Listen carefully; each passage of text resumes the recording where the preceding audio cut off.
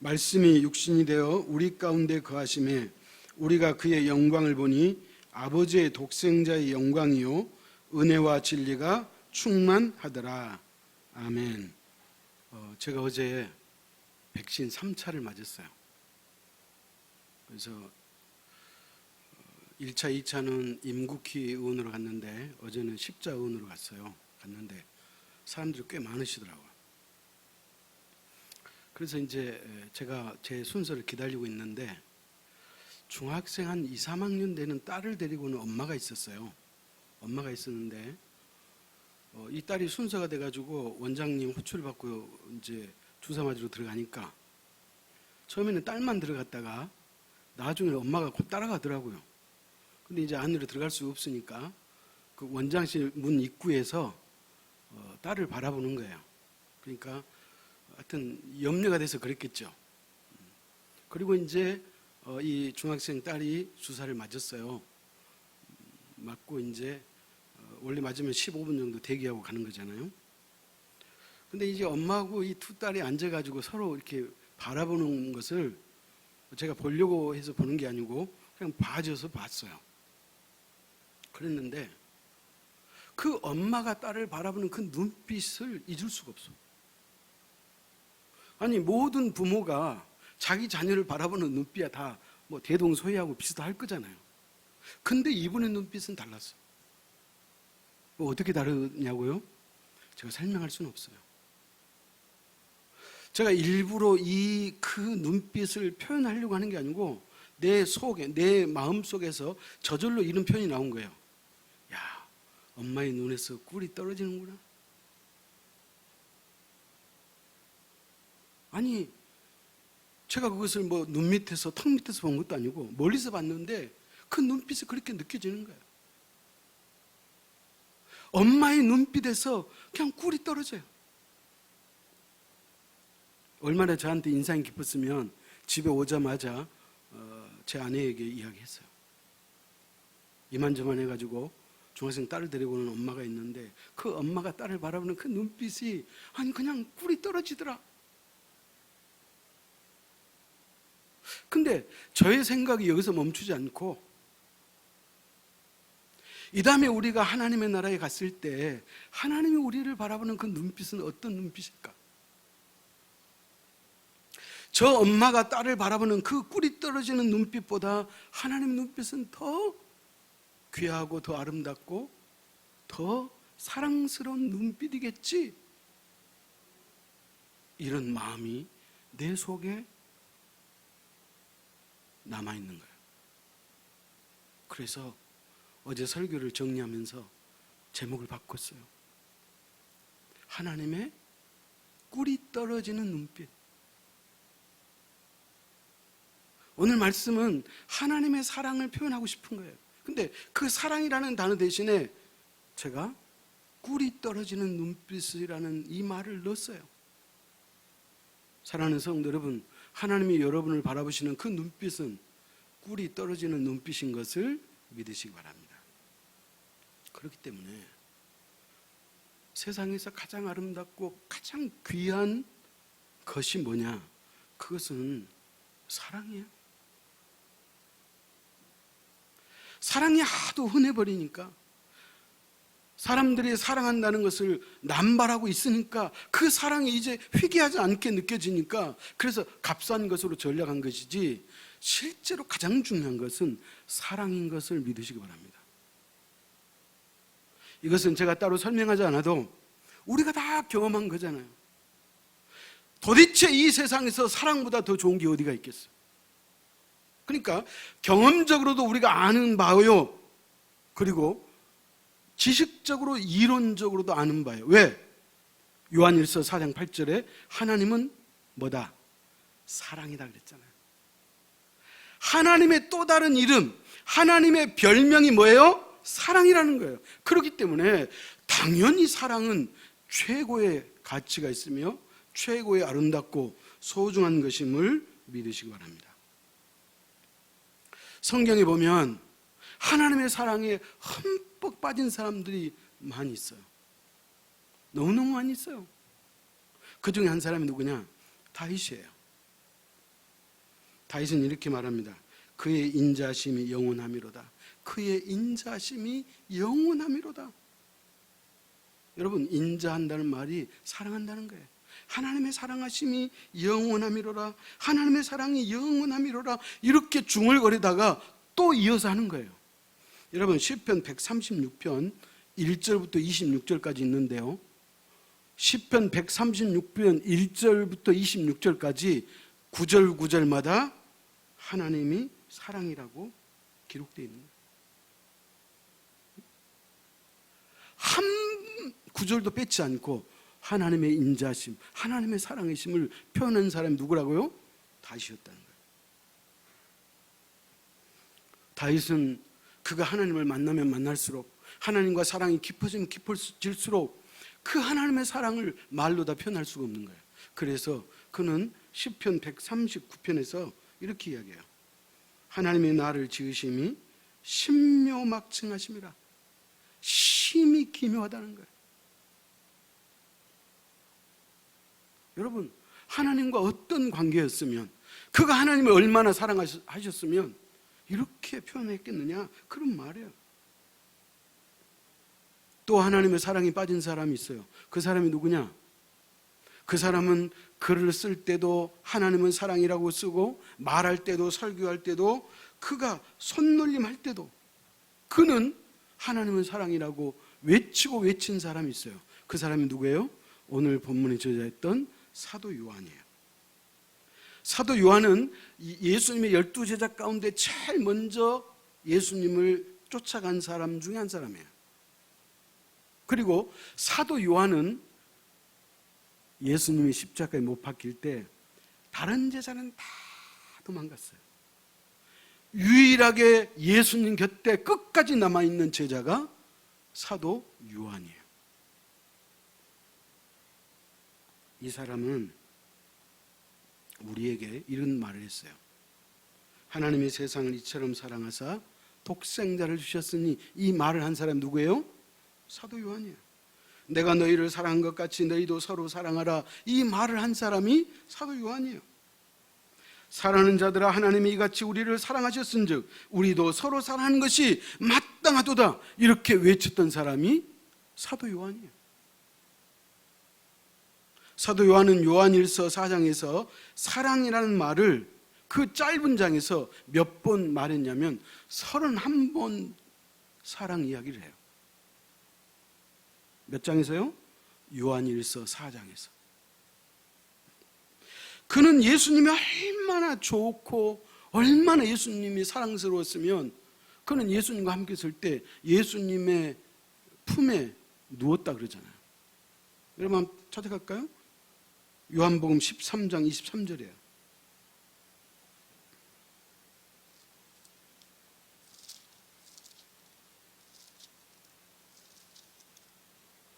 요한복음 13장 23절 같이 읽습니다. 예수의 제자 중 하나 곧 그가 사랑하시는 자가 예수의 품에 의지하여 누웠는지라.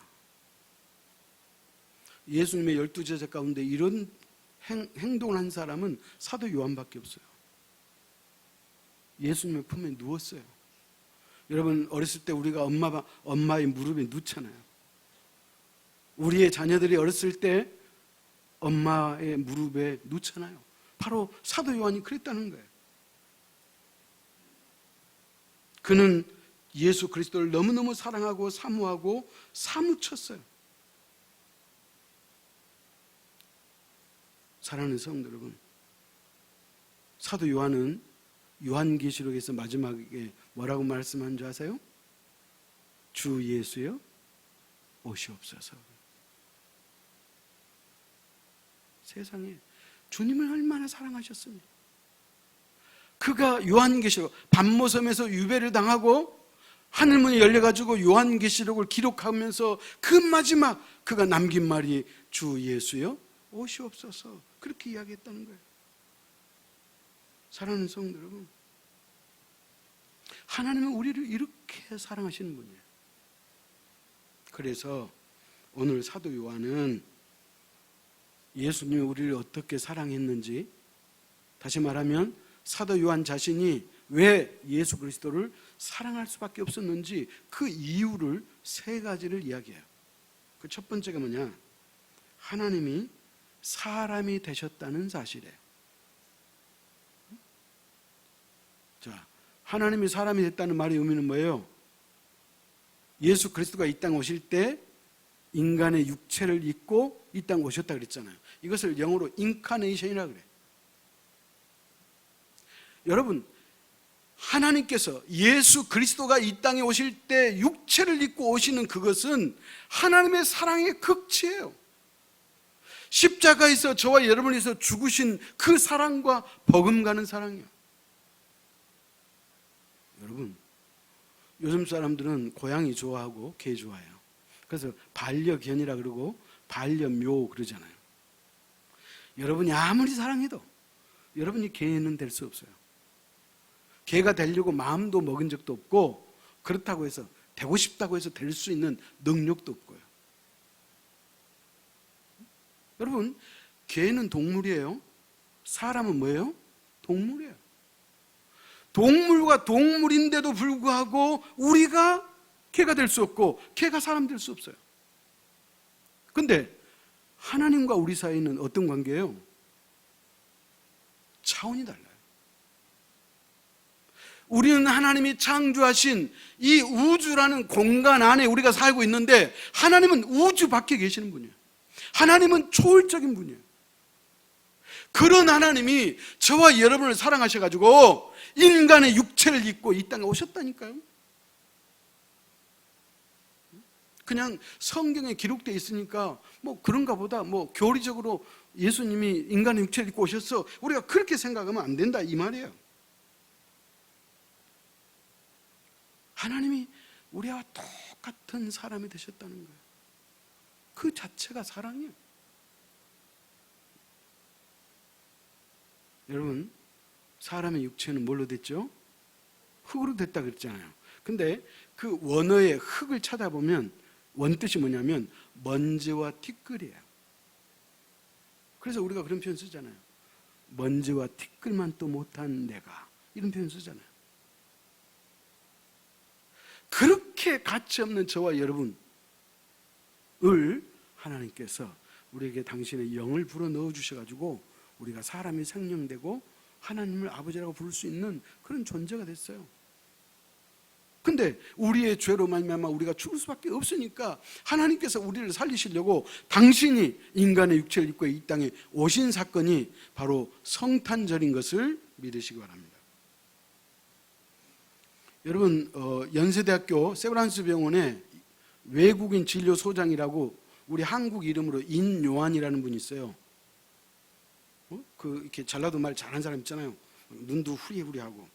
이 사람 영어 본명이 존 닌튼인데, 이 사람의 외증조 할아버지 할머니가 한국에 선교사로 왔어요. 이분들이 언제 왔냐? 1895년에 왔네요. 제가 계산해 봤더니 지금으로부터 126년 전에 왔어요. 이 린튼의 외증조 할머니 할아버지가 그때 오셨다는 거예요. 그래가지고 이 인요한 소장님의 할머니 할아버지도 한국에서 태어났어. 할머니 할아버지가 전라도에서 태어났어요. 본인은 역시 본인도 전라도에 태어났어요. 이 사람이 전라도 순천이 태생이에요.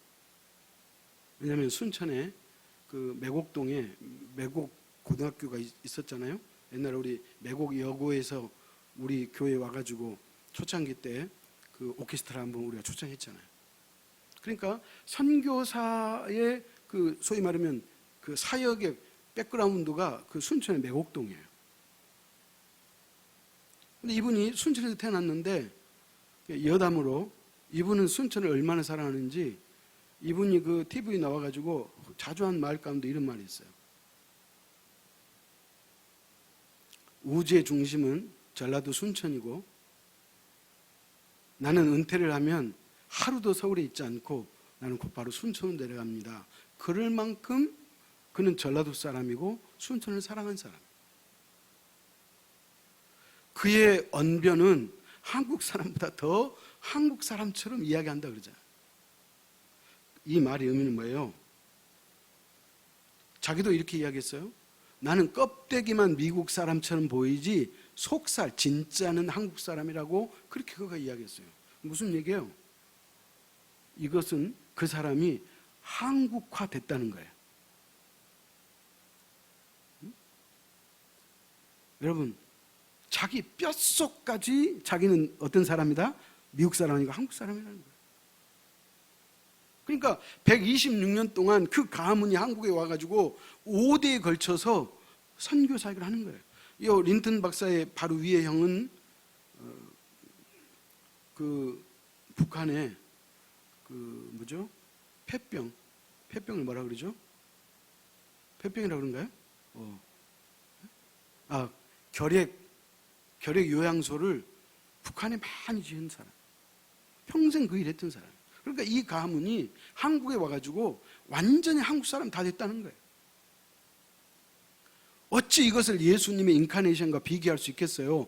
그러나 쉽게 설명하자면 그렇다 그 얘기예요. 여러분, 예수 그리스도가 이 땅에 오실 때 누구의 몸에서 태어났어요? 마리아의 몸에서 태어났잖아요. 그러니까 하나님께서 사람의 몸에 들어가서 마리아의 몸에 들어가가지고 거기서 10달 있다가 이 땅에 태어났다는 거예요. 여러분, 이거는 말이 안 되는 거예요. 이것은 이론적으로 말하면, 논리적으로 말하면 이거는 모순이에요. 어떻게 하나님이 그럴 수 있냐는 거예요. 말도 안 되는 사건이라는 거예요. 그런데 그 말도 안 된 그 사건을 하나님이 기어이 하시고 마는 거예요. 왜 그렇다고요? 저와 여러분을 사랑하셔서 그렇다는 거예요.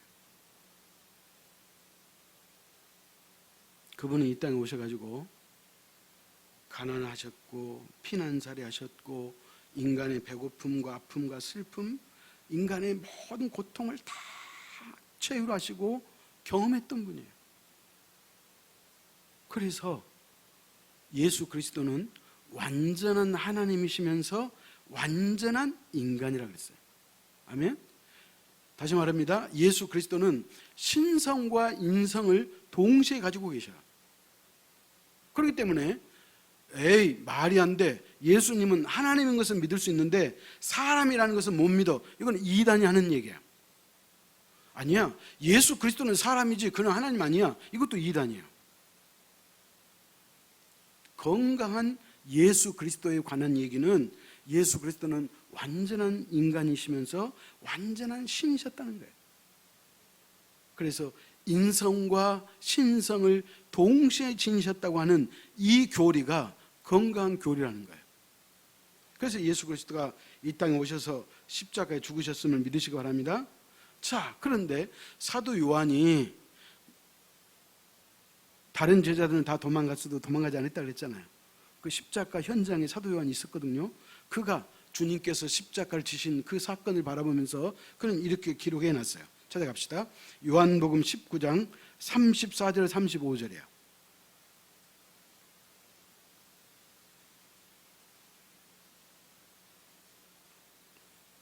교독합시다. 그중 한 군인이 창으로 옆구리를 찌르니 곧 피와 물이 나오더라.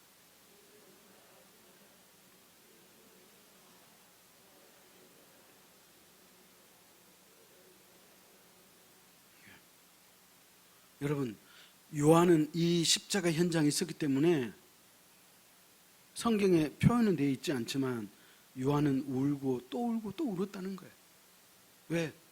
그 주님께서 창에 찔리니까 물과 피가 다 쏟아져 나왔더라는 거예요. 이 엄청난 사랑. 하나님께서 여러분을 사랑하셔서 예수 그리스도를 이 땅에 보내주셨는데 그 예수 그리스도가 인간의 육체를 입고 오신 이 사건이 하나님의 지극한 사랑인 것을 믿으시기 바랍니다. 그 다음에 두 번째요. 하나님의 어떤 사랑이냐? 우리와 함께 사신 사랑이에요. 예수 그리스도가 육체로 이 땅에 오시는 것뿐만 아니라 우리하고 함께 사셨다는 거예요. 그래서 오늘 본문 요한복음 1장 14절에 이렇게 말하잖아요. 말씀이 우리 가운데 거하심에 그랬잖아요. 거했다는 것은 뭐예요? 우리와 함께 사셨다 그 말이에요. 사랑은 함께 사는 거예요.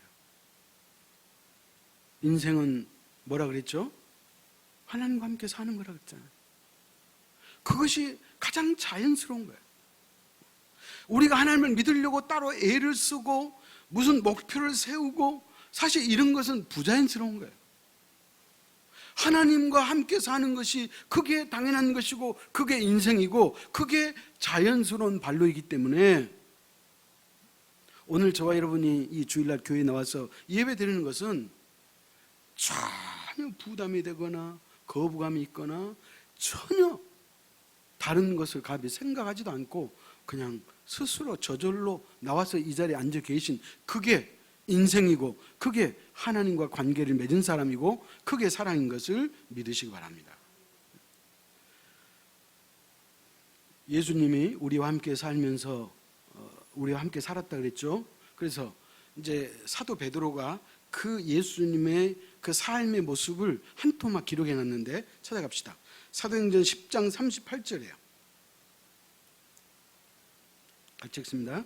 하나님이 나사렛 예수에게 성령과 능력을 기름 붓듯 하셨음에 그가 두루 다니시며 선한 일을 행하시고 마귀에게 눌린 모든 사람을 고치셨으니 이는 하나님이 함께 하셨음이니라. 하나님께서 이 땅에 계실 때, 주님께서 이 땅에 계실 때 선한 일을 행하시고 마귀에게 눌린 자를 고치주셨는데 그것은 왜 그랬다고요? 하나님이 우리와 함께 사셨다는 증거다. 그런 말이에요. 그러니까 주님이 우리와 함께 사셨어요. 여러분, 거지 나사로 말고요. 예수님의 친구 나사로가 죽었을 때 예수님이 울었어요? 안 울었어요? 슬퍼하며 우셨다 그랬어요. 나사로가 죽으니까 우신 거예요. 수가성 여인이 절망 중에 있을 때 예수님이 그 여인을 만나가지고 어떻게 하던가요? 그 여인의 이야기를 다 들어줘요.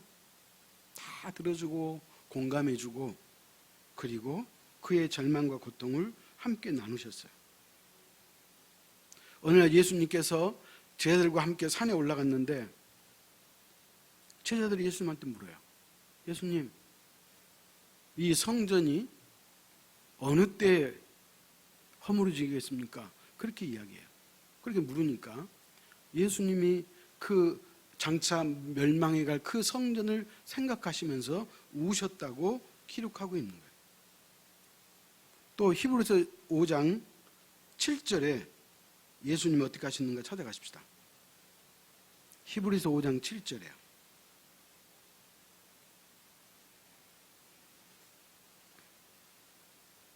같이 읽습니다. 그는 육체에 계실 때에 자기를 죽음에서 능히 구원하실 이에게 심한 통곡과 눈물로 간구와 소원을 올렸고 그의 경건하심으로 말미암아 들으심을 얻었느니라. 여러분 물어보십시다. 주님이 심히 눈물로 통곡했다 그랬잖아요. 본인 때문에 그랬을까요? 아니면 누구 때문에 그랬어요? 저와 여러분 때문이잖아요. 주님이 우신 것은 바로 나 때문에요. 우리 때문에 우셨다고 성경은 말하고 있는 거예요. 그러므로 주님은 우리와 함께 사셨어요. 아멘. 지금도 영으로 성령 하나님이 우리와 함께 사시는 줄 믿으시기 바랍니다. 그 다음 마지막 세 번째, 하나님이 어떤 사랑이냐? 하나님의 은혜와 진리를 나타내 보여주신 사랑이다. 그렇게 말할 수 있어요. 오늘 본문에 이렇게 나와 있죠. 우리가 그의 영광을 보니 아버지의 독생자의 영광이요 은혜와 진리가 충만하더라 그랬어요. 요한복음 1장 17절 제가 읽어봅니다. 율법은 모세로 말미암아 주어진 것이요 은혜와 진리는 예수 그리스도로 말미암아 온 것이라. 율법은 누구를 통해 주셨어요? 예수님을 통해 주셨어요. 아니 모세를 통해 주셨어요. 그러나 은혜와 진리는 예수님을 통해서 우리에게 주셨다는 거예요. 그러니까 이 은혜와 진리를 주신 이 사랑, 이것을 보고 하나님의 사랑을 우리가 알 수 있다. 그렇게 말하는 거예요. 한번 물어보십시다. 하나님께서 우리에게 율법을 주셨어요. 어쨌든 모세를 통해서. 근데 그 율법의 요구를 우리가 다 지킬 수 있어요, 없어요? 없어요. 율법으로 구원받을 수 없어요. 그렇기 때문에 하나님께서 우리에게 율법을 요구하시는 것이 아니라 예수 그리스도를 통해서 은혜와 진리를 주셨음을 믿으시기 바랍니다. 이게 바로 그리스도의 사랑이라는 거예요. 요한복음 3장 17절 제가 읽습니다. 하나님이 그 아들을 세상에 보내신 것은 세상을 심판하려 하심이 아니요 그로 말미암아 세상이 구원을 받게 하려 하심이라. 여러분, 심판은 율법이에요. 심판을 받게 하려는 의도를 가졌다면 그것은 율법의 요구를 묻는 거예요. 그런데 우리를 심판하려고 하지 않았기 때문에 율법의 요구를 우리에게 묻지 않아요. 예수 그리스도가 율법의 요구를 우리 대신 당신이 다 지켰어. 그리고 나서 우리에게 은혜와 진리를 주셨다고 성경은 말하는 거예요. 왜 그래요? 우리를 구원받게 하려고. 그러니까 은혜가 뭐예요? 법대로 하면 죽을 수밖에 없고 멸망할 수밖에 없는데 법대로 하지 않고 은혜와 진리로 우리를 살려주셨다는 거예요. 율법의 잣대로 하나님께서 우리에게 재면 우리 가운데 구원받을 사람이 한 사람도 없다고 그랬잖아요.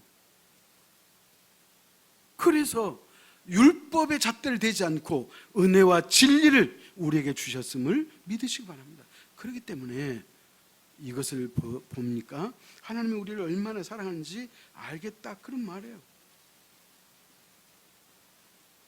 여러분, 법대로 하면 지옥 갈 사람인데 은혜대로 하기 때문에 저와 여러분 천국 갈 수 있음을 믿으시기 바랍니다.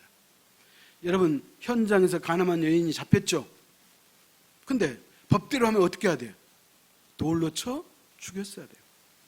근데 예수님께서 은혜로 너희 가운데 죄 없는 자가 먼저 돌로 치라 그랬더니 한 사람도 치는 자가 없었잖아요. 그래서 이 여자는 돌에 맞아 죽었어야 되는데 예수님의 은혜로 다시 살았음을 믿으시기 바랍니다. 이게 은혜와 진리라고 성경은 말하는 거예요. 여러분, 스데반이 돌로 쳐 죽임을 당했잖아요. 그죠? 그때 가장 앞장섰던 사람이 누구예요? 사울이에요. 사울은 법대로 하면 그는 그 사회에서 매장시켰어야 돼요. 근데 하나님께서 사울을 용서해 주잖아요. 그래서 다메섹 도상에서 예수 그리스도를 만난 다음에 이 사울은 대사도 바울이 되잖아요. 이것만 봐도 뭐예요? 하나님께서 은혜를 베푸셨다 그런 말이에요. 그러니까 성경에 나와 있는 이 모든 은혜 받은 사람이 결국 누구냐? 저와 여러분이에요. 저와 여러분은 이미 죽었어야 돼. 아니, 이미 죽었던 너희를 다시 살리셨도다 그렇게 말하는 거예요. 여러분, 이게 하나님의 십자가의 은혜예요. 이렇게 나를 사랑하신 분이 하나님이고 예수 그리스도인데 우리가 무엇을 그분에게 불평할 수 있으며 무엇 때문에 그분을 원망하고 그분을 힘들게 하느냐 그 말이에요. 하나님의 이 십자가의 사랑을 우리가 결코 잊으면 안 돼요. 이제 말씀을 맺으려고 합니다. 하나님은 사랑이세요. 그분 자체가 사랑이기 때문에 하나님은 누군가를 사랑하지 않고는 견딜 수가 없어요. 그래서 하나님은 그 사랑의 대상으로 저와 여러분을 선택하셨어. 아멘? 그렇기 때문에 이 하나님의 사랑이 있기 때문에 오늘 저와 여러분이 이 자리에 있는 것이고 이 하나님의 사랑이 있었기 때문에 우리가 영원한 천국을 소망하는 거예요. 그래서 하나님의 사랑은 어떻게 나타나셨어요? 첫째는 성육신으로 나타났어요.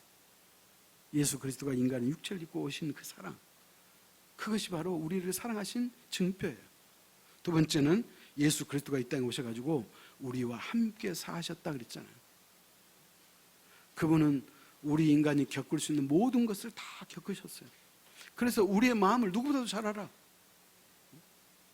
여러분, 금수저가 어떻게 흙수저의 삶을 이해할 수 있겠어요? 그거 우리가 당연한 거잖아요.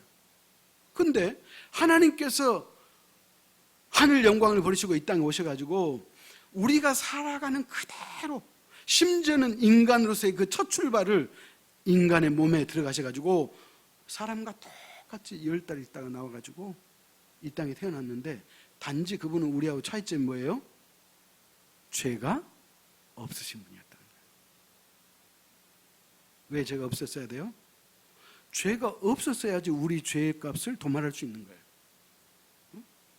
똥 묻은 개가, 아니 재 묻은 개가 똥 묻은 개에 나무랜단 말 있잖아요. 죄에 있는 사람은 누구를 정죄할 수 없어요. 죄가 없으신 분이기 때문에 우리 죄를 용서해 줄 수가 있는 거예요. 그래서 예수 그리스도가 십자가에 죽으심은 우리의 죄는 예수님에게 전가시키고, 그리고 예수 그리스도에게 있는 그 의는 우리에게 옮겨온 거예요. 아멘. 그래서 하나님께서 우리에게 누구든지 예수 그리스도를 믿는 자에게는 의롭다고 인을 쳐주신다 그랬잖아요. 의롭다고 인정해 주신다 그랬잖아요. 다시 말합니다. 예수 그리스도가 나 대신 십자가에 죽으셨음은 그분이 십자가에 죽으심으로 말미암아 나의 죄는 예수님께 전가되고 예수님에게 있는 그 의는 나에게 옮겨와서 저와 여러분을 하나님이 의롭다고 인정해 주셨음을 믿으시기 바랍니다. 그러므로 하나님께서 의롭다고 인정해 주셨는데 도대체 이 땅에서 누가 저와 여러분을 죄인이라고 정죄할 수 있어요? 있어요? 없어요? 없어요. 그렇기 때문에 저와 여러분 구원받는 거예요. 우리의 구원은 한순간의 실수로 우리가 떨어지거나 그런 일은 없어요. 왜? 하나님은 우리를 선택하심이 후회함이 없다 그랬잖아요. 후회함이. 하나님의 선택에는 후회함이 없어요. 여러분, 하나님이 하신 일은 실수가 없잖아요. 만약에 하나님이 어떤 일에 실수하셨다면 그것은 하나님일 수가 없는 거예요. 하나님은 전지하시고 전능하시고 무소부지하신 분이기 때문에 그분에게는 실수도 없고 실패도 없어요. 그러므로 하나님이 저와 여러분을 선택하셨으면 후회함이 없으신 줄 믿으시기 바랍니다. 실수가 없음을 믿으시기 바랍니다. 그래서 우리가 구원받는 거예요. 그 다음에 마지막 세 번째는 뭐예요? 하나님은 율법으로 우리를 저주하지 아니하시고 은혜와 진리로 우리를 사랑하셨음을 믿으시기 바랍니다. 이게 바로 성탄절이에요. 그래서 사도 요한은 요한일서 1장 1절에서 이렇게 결론을 맺어요. 같이 찾아갑시다. 요한일서, 성경 맨 뒤에 나와 있죠. 요일 이렇게 나와 있는데 요한일서 1장 1절 같이 읽습니다. 태초부터 있는 생명의 말씀에 관하여는 우리가 들은 바요 눈으로 본 바요 자세히 보고 우리가 손으로 만진 바라. 봐요. 요한복음도 사도 요한이 기록했죠. 요한일서, 요한이서, 요한삼서 사도 요한이 기록했죠. 마지막 요한계시록 사도 요한이 기록했어요. 근데 이 사도 요한이 예수 그리스도의 그 십자가의 사랑, 그분과 3년을 따라다니면서 그분을 만났고 그분과 교분을 나누고 그분과 교제해서 그 얻은 결론이 있었어요. 그게 뭐냐? 나는 예수 그리스도를 뭐라고요? 눈으로 봤고 자세히 보고 내가 손으로 만져봤다. 그 말은 뭐예요? 확실히 경험했다는 거예요. 여러분, 그렇기 때문에 사도 요한은 이 은혜를 잊을 수가 없어요. 이 하나님의 사랑 때문에 가슴이 벌렁거려서 견딜 수가 없는 거예요. 그래서 그는 하나님의 사랑이라고 이야기했고요. 사도 요한은 자기를 나타낼 때 사도 요한이라고 말하지 않고 하나님을 사랑하는 자 그렇게 표현했어요. 이 말의 의미는 뭐예요?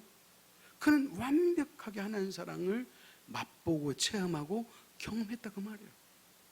그렇기 때문에 자신 속에는 이 행복감이 극치에 있어요.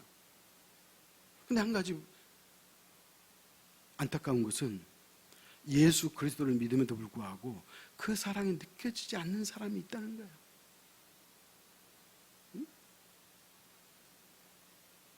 그 하나님의 사랑, 그 주님의 십자가의 은혜가 내 가슴 속에 느껴지지가 않아.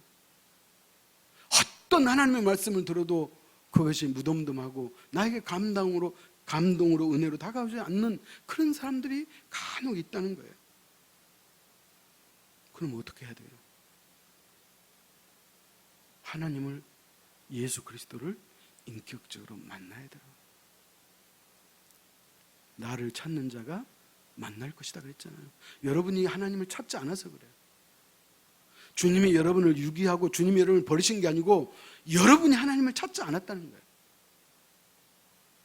그렇기 때문에 이번 성탄절 크리스마스를 맞이해서 주님의 사랑을 오늘 사도 요한처럼 여러분이 보고 만질 수 있는 그 하나님의 사랑을 체험하고 경험하는 이번 성탄절 될 수 있기를 축복합니다.